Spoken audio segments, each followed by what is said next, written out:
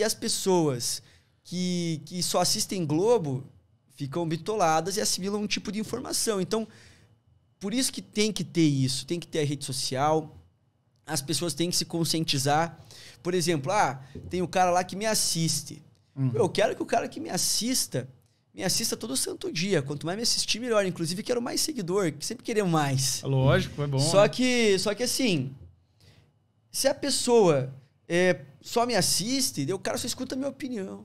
O cara tem que escutar um outro caboclo falar também do tema, entendeu? Eu acho que essa discussão, cara, no fundo, é sobre isso, entende? Porque assim, é muito fácil. Você escuta lá só 1, 2 veículos, daí basicamente a narrativa que você compra é a dos caras, é natural do ser humano, né? O que o cara escuta. Então Não é melhor você deixar aberto para todas as pessoas exporem sua opinião do que do tipo assim... vem um órgão de cima regulador e fala assim, não, essa opinião eu não concordo, essa opinião é desinformação, com aspas, e eu vou censurar e deixar só que um discurso prevaleça. O que eu quero dizer? Teve uma decisão aí do Alexandre de Moraes de que, se eu não me engano, ele pediu explicação, 48 horas, para que a Google se manifestasse acerca da opinião da Google de colocar o link lá. A Google, como uma empresa, né, que tem sede no Brasil, o seu representante lá, acho que era o CEO do Brasil lá e tal, foi lá e colocou o ponto de vista dele sobre o PL, né? Fez um texto. E aí eles falaram que foi abuso de econômico, abuso de não sei o quê, deram um monte de justificativa para dar uma prensada nos caras para prestar declaração, né, depoimento. Por outro lado, veículos da imprensa da Globo fizeram já vários manifestos a favor do projeto de lei. E esses manifestos não tiveram nenhum tipo de coação do tipo assim, você tem que prestar 48 horas depoimento. Por que quem é contra e manifesta tem que prestar esclarecimentos, tem que sofrer algum tipo de coação, e quem é a favor fica por isso mesmo, entendeu? O ministro Flávio Dino, ontem, quando foi falar sobre isso, ele justificou falando que, assim, uma empresa como a Globo, uma empresa de comunicação, que não mencionou nomes de empresas de comunicação, né? Ele só falou, empresas de comunicação, o ofício delas é realizar comunicação. Ou seja, elas têm que prestar uma opinião do veículo, e nós sabemos, Yuri, no fundo, que assim, não existe imprensa imparcial. Quem acredita em imprensa imparcial acredita numa utopia. Todo veículo de comunicação, por mais que ele pareça centrado, no fundo, ele tem um certo grau de parcialidade. É assim que funciona. Daí o Dino falou que o Google, ele como uma empresa de tecnologia, não estava nesse papel de emitir a sua opinião. Só que daí que vem, né?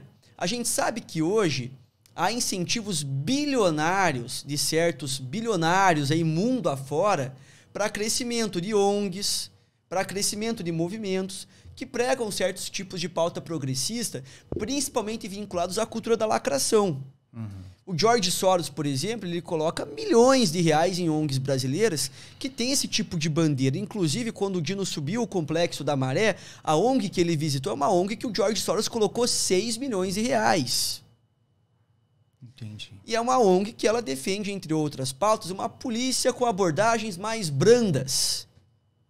Uma política de segurança pública que destoa do que a maioria da população gostaria que fosse. Né? Fora as pautas identitárias que a gente já conversou no começo, aí que eu falei um negócio polêmico lá das crianças trans, coisa que eu discordo. Acredito que depois de 18 anos cada um faz o que quer.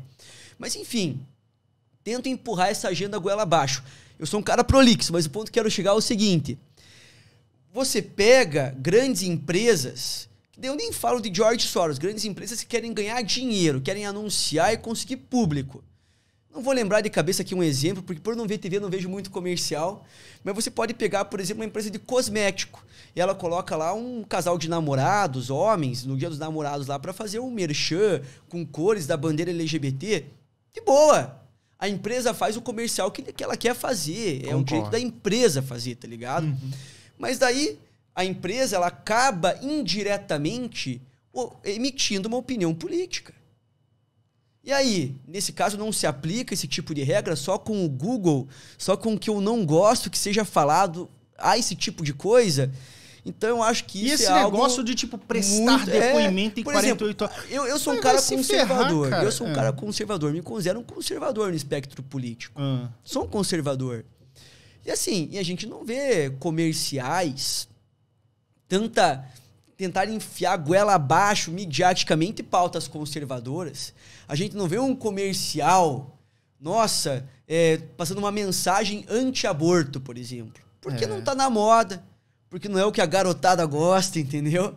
Mas daí você vê esses tipos de comerciais, por exemplo, de pautas LGBT, de pautas trans, entre outras questões, e daí é um direito da empresa fazer isso, entendeu? Não sou eu que devo falar se os caras vão fazer ou não.